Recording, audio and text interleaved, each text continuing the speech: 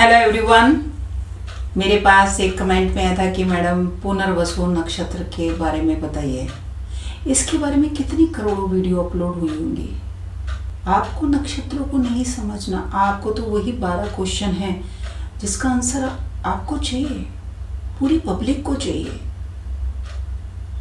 मुझे एक बार का कमेंट याद है, ये लॉकडाउन की बात है, वैभव लक्ष्मी की पूजा कैसे करें। अरे करोड़ों बार लिखा हुआ है गूगल काय के लिए, लेकिन फिर भी मैंने कंटेंट लिया क्योंकि मेरे पास कंटेंट था नहीं और मुझे ना ये सब फेक कंटेंट लेने नहीं आए। इसीलिए मैंने लगातार 2 से 3 साल तक ना फ्री एनालाइज करा क्योंकि मुझे कंटेंट समझ ही नहीं आया। और मुझे कंटेंट दिया सर ने जब मैं हैदराबाद गई। सर कहते क्या है 6 हाउस में। मैं कहा सर 6 हाउस में तो मेरे चंद्रमा है। तो कहते चंद्रमा क्या करता है। मैं कहा चंद्रमा को हर तरह से कर्स लगा हुआ है क्योंकि उसने कमियां निकाली और भी कई दोष है। कहते क्या कमी देखती हो किसी के अंदर। मैं कहा सर सब फेक कंटेंट ही अपलोड हो रहा तो मुझे अच्छा नहीं लगता क्योंकि एस्ट्रोलॉजी का मजाक बनाया जाता है, जबकि एस्ट्रोलॉजी तो सच है। तो यहाँ से मुझे कंटेंट मिला कि जो झूठ बोलेगा मुझे उसके बारे में लोगों को बताना है, किसी के अंदर कमी नहीं निकालनी। अगर आज मैं पुनर्वसु के बारे में बता दूंगी तो क्या हो जाएगा, आप रिलेट कर लोगे, दैट्स इट। मुझे कंटेंट दिया जाता है तो आप क्या कर रहे हो, आप उससे रिलेट करके अपने आप को थोड़ी देर के लिए काम डाउन हो जाओगे। लेकिन क्वेश्चन के आंसर आपको कहाँ पता है कि आपके लाइफ के क्वेश्चन वही हैं 12, जिसमें से 2-3 आपको डिस्टर्ब कर रहे हैं और उसी का आंसर चाहिए। ऐसे पूरी पब्लिक के लिए भी है। पुनर्वसु के बारे में बात करते हैं। 3 नक्षत्रों के बारे में बताया, आर्द्रा, श्रवण और पुनर्वसु।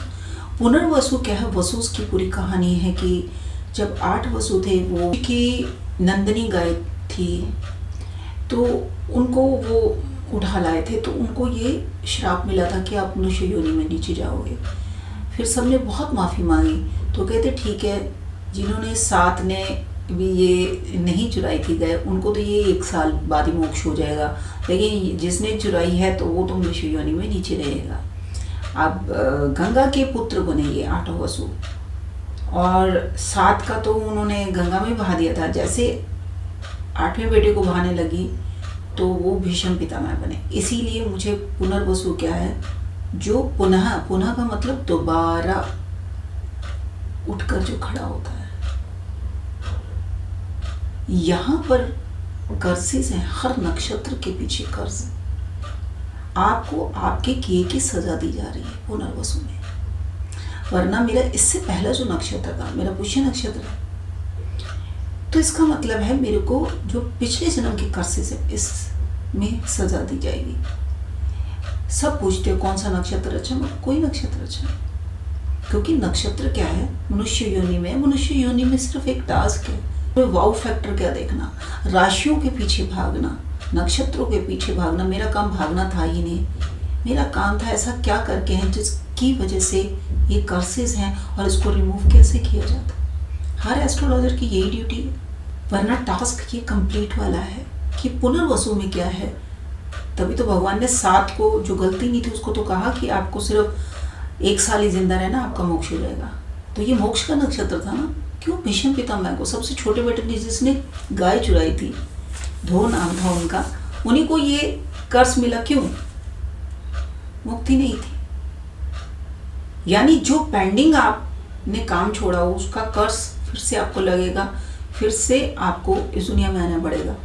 पुनर्वसु की जो मैंने 3 क्वालिटी हैं जो मैं हमेशा अपने में बोलती हूँ, पुनर्वसु जहाँ बच्चा जन्म लेगा ना उसके आसपास आपको डिसेबल पर्सन मिलेगा, स्पेशल चाइल्ड मिलेगा।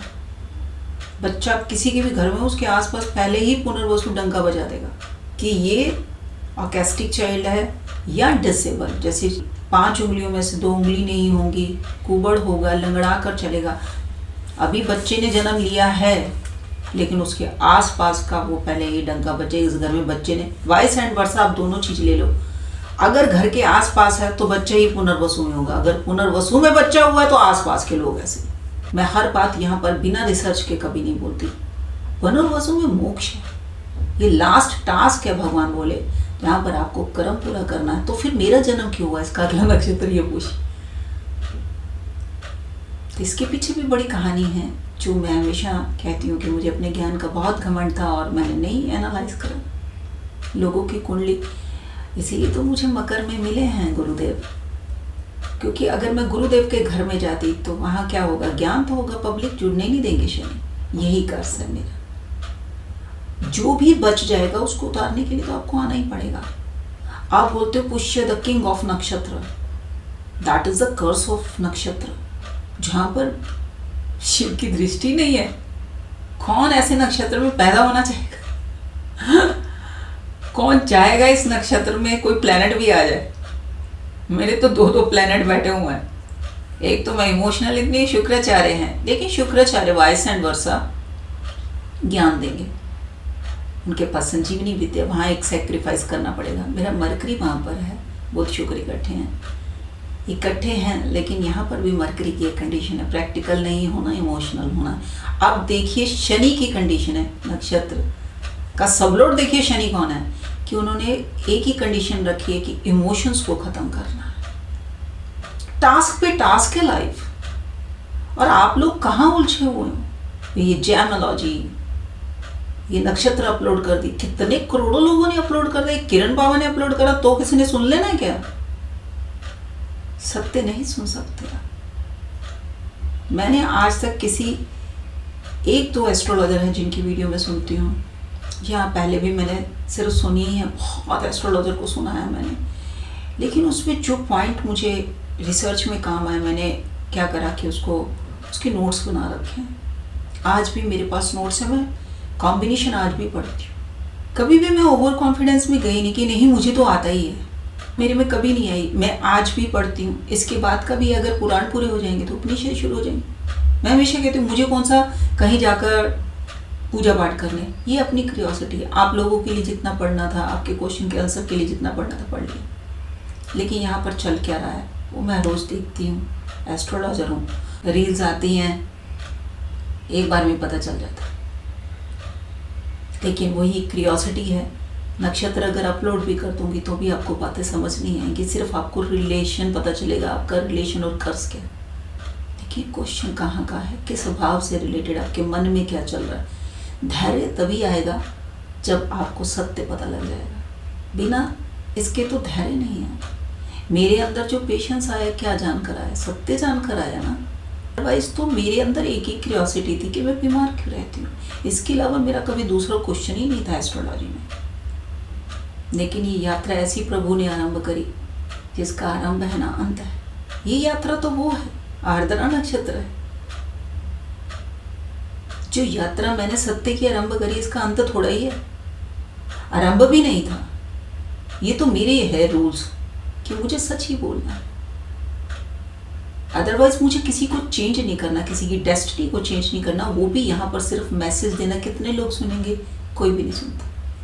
आप जितने मर्जी नक्षत्र बोलते जाइए, मैं अपलोड कर दूंगी, आप रिलेट भी कर लोगे, लेकिन आपके क्वेश्चन का आंसर नहीं है। ये कर्सेस हैं सारे, जहाँ पर आपको अपने टास्क पूरे करने हैं यहाँ पर आकर, और मोटिवेशन होना अच्छी बात है, क्योंकि बूस्टअप मिलता है आगे बढ़ने के लिए। ये 4 दिन आप बूस्टअप भी हो लोगे, मोटिवेशन भी हो लोगे। ओरिजिनल वही लाइफ है जो आप जी रहे हो। बस आज क्या है, सोशल मीडिया है, बहुत ना जब ट्रेंड आता है ना तो हम उसमें इन्वॉल्व हो जाते हैं, थोड़े दिनों बाद शांत हो जाते हैं, कोई जब रिजल्ट नहीं देखते। मैं आपको सिर्फ सत्य बताना चाहती हूँ, लेकिन निःशुल्क और फ्री नहीं है चीज़। जहाँ पर निःशुल्क और फ्री है वहाँ तो समझो कुछ है ही नहीं। अब यहाँ से आपने मेरे बारे में जो सोचना है सोचिए। ये मनी माइंडेड है, ये बिल्कुल है। बिना पैसे के कोई सर्वाइव नहीं है, और कौन आपका कर्म लेना चाहेगा। और मैंने आज तक किसी को नहीं कहा मुझसे कुंडली दिखाओ। मैं कहती इतनी एप्लीकेशन है, जाओ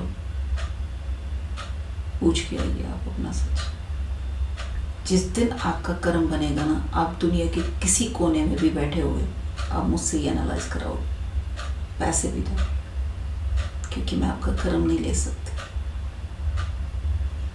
हर एस्ट्रोलॉजर कैसे भी फीस लेता है, सेशन से लेता है, या कमर्शियल एस्ट्रोलॉजी से, मैं बिल्कुल कार्मिक अकाउंट से, मैं कर्म ही नहीं ले सकती, तो भी 2% तो लेना ही पड़ेगा।